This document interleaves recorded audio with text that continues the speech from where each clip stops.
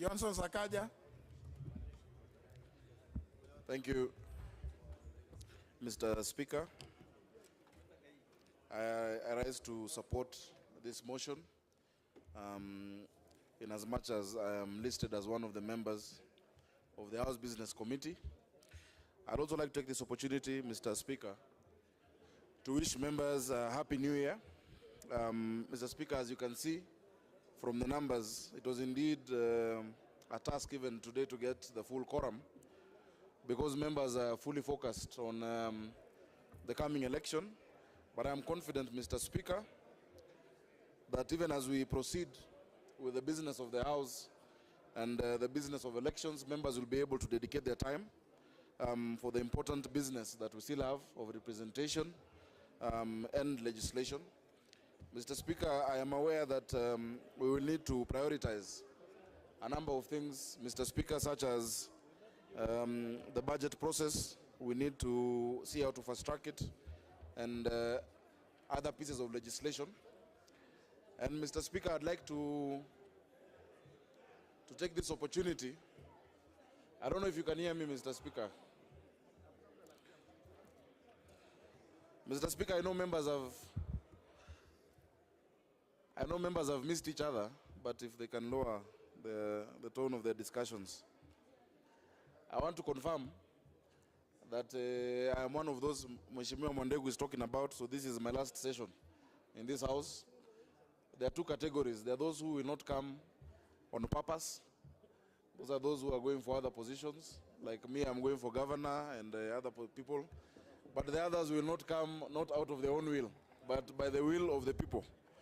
And so I would like to wish all of them all the best, whether you don't come because you've won elsewhere, or whether you don't come because the people don't appreciate the work you've been doing.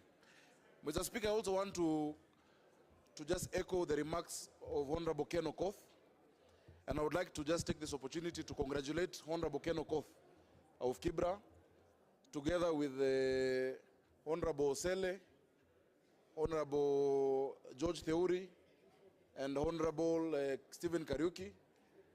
Those are 4 members out of the top 5 best performing CDF in the CDF in the last year.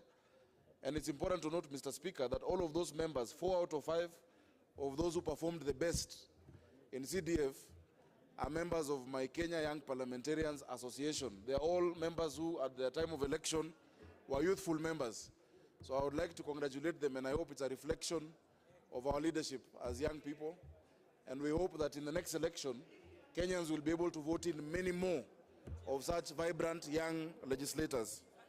And number 1 in Central, of course, was Wakape, my good friend. Mr. Speaker, as I finish, I'd just like to urge members that even as we go towards the election, let us remember the principles and tenets that hold our democracy together. Let us not raise political tensions, as you have been seeing across the country. We know it is a time of many realignments. People are free to move wherever they want to. But let us remember that at the end of the day, we have one country.